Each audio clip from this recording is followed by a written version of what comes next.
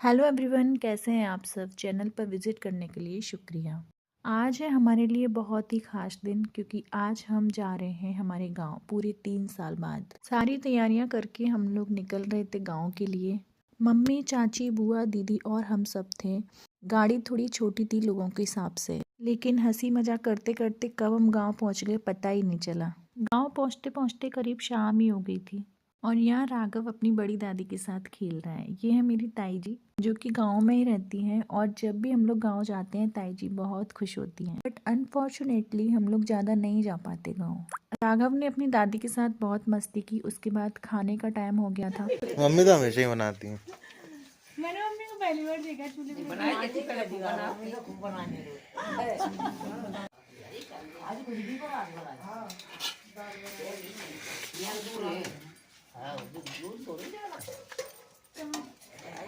आ गए।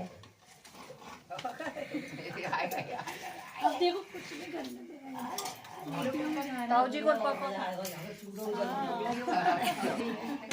हम सब लोगों ने खाना खाया और बाहर पापा जी, ताऊ जी, ड्राइवर अंकल थे, उनको भी दीदी वहीं खाना देने गई थी। गांव में खाना सब लोग जल्दी खाते हैं और ये अच्छा भी है। हम लोग तो बहुत ट्राई करते हैं ग्वालियर के जल्दी खाना बनाए, बट नहीं हो पाता।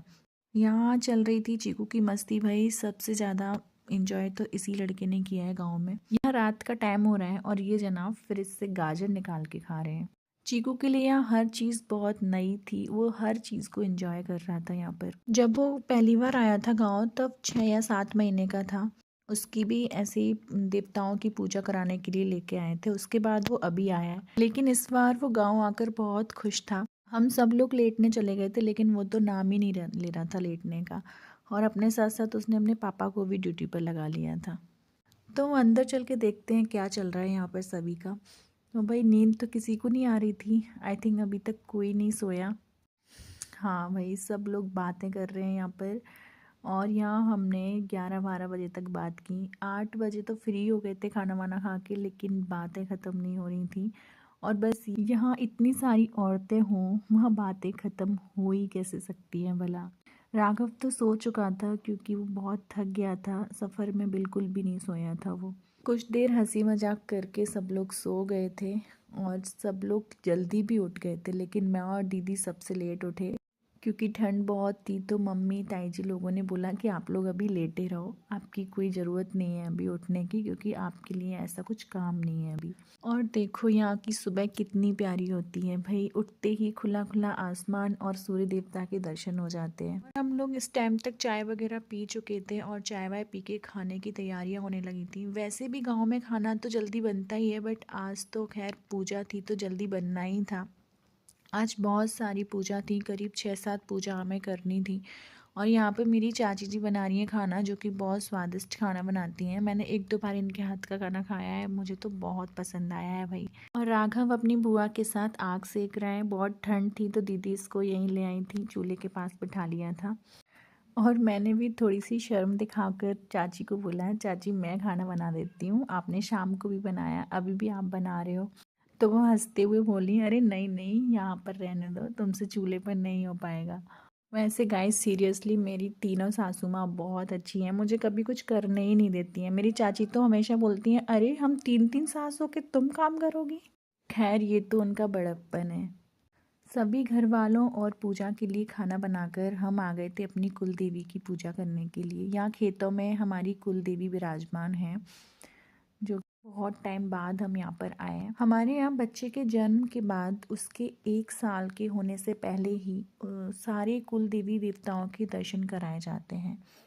उसके बाद उसका मुंडन होता है। तो राघव का अभी जनवरी में बर्थडे है। उससे पहले यहाँ गांव में सभी कुल देवी देवताओं की पूजा कराएंगे उसके हाथों से, फिर हम उसका मुंडन कराने ले जाएंगे।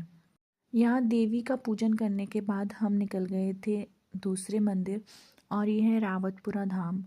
ये एक तीर्थ स्थल है, जो कि हमारे गांव के पास में ही है। काफ़ी फेमस है और काफ़ी ज़्यादा बड़ा भी है। तीर्थ स्थल इसको इसलिए बोलते हैं क्योंकि यहाँ पर सभी भगवान हैं। जितने भी भगवान होते हैं सबकी मूर्तियाँ यहाँ पर आपको मिलेंगी, सबके मंदिर मिलेंगे अंदर जाके। यहाँ से मंदिर तक पहुँचने की ही रास्ता है, कम से कम 1.5 से 2 किलोमीटर तक पैदल चलना होता है एंट्री गेट से। उसके बाद मंदिर आते हैं। लेकिन यहाँ मेन मंदिर है हनुमान जी का, तो हम थोड़े जल्दी में थे तो बस हनुमान जी के दर्शन करके हम आ गए थे, क्योंकि हमें आज ही सारी पूजा ख़त्म करनी थी। यहाँ से जाके घर पर भी 4-5 पूजा थी, सुहागिल और हमारे जो पूर्वज होते हैं उन सबकी पूजा करनी थी हमको। यहाँ मैं राघव को गोदी में लिए लिए थक गई थी, तो थोड़ी देर इस चेयर पे खड़ा कर दिया था जब तक चाची और बुआ जी प्रसाद लेने गए थे।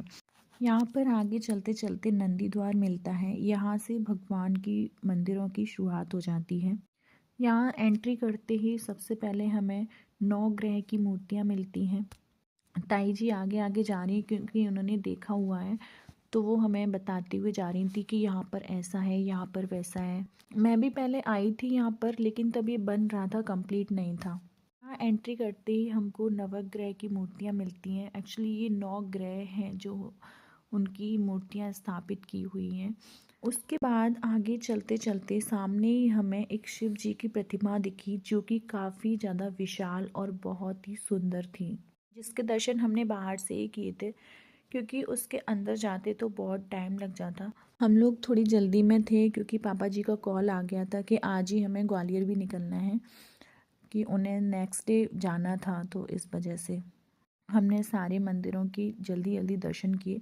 थोड़ी सी आगे चल के हमें बहुत सारे बर्तन दिखे, जिन्हें देख के हम शॉक हो गए थे, भाई इतने सारे बर्तन यहाँ क्यों रखे हुए हैं। बाद में जब पंडित जी से पूछा तो पता चला कि इनमें भोग लगता है भगवान जी का। 12 बजे इनमें सभी मंदिरों में भोग लगाया जाएगा। बड़ी बड़ी पराते, लोटे और पता नहीं क्या क्या रखा हुआ था। ये सब धुल के सूख रहे थे धूप में। तो आप अंदाज लगा सकते हो कि कितने सारे मंदिर इसके अंदर होंगे जब इतने सारे बर्तनों में भोग लगाया जा रहा है। अरे भैया तो खुश हो रही है, इतनी खुश। कितनी दूर है हनुमान जी का मंदिर? नहीं आई थी नहीं, वो फिर आई नहीं, उसको पता नहीं था इतना पहले, यानी मैं नहीं जा रही, थक गई हूँ, फिर वो आई नहीं। कहाँ है मंदिर? ये है अंदर।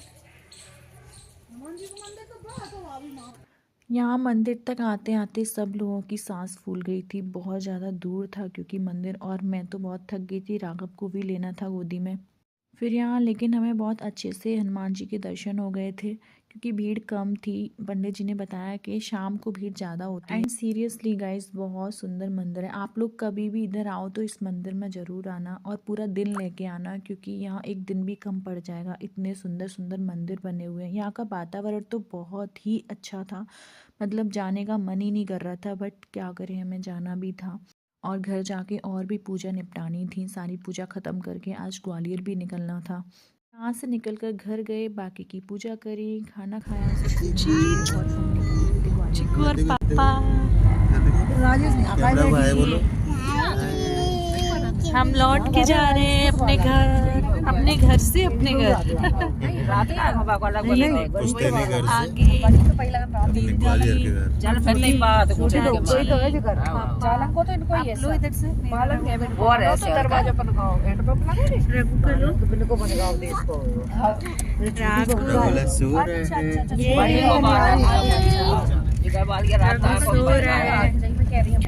आप लोगों को ये ब्लॉग अच्छा लगा हो तो लाइक शेयर सब्सक्राइब जरूर करना। Bye bye, take care.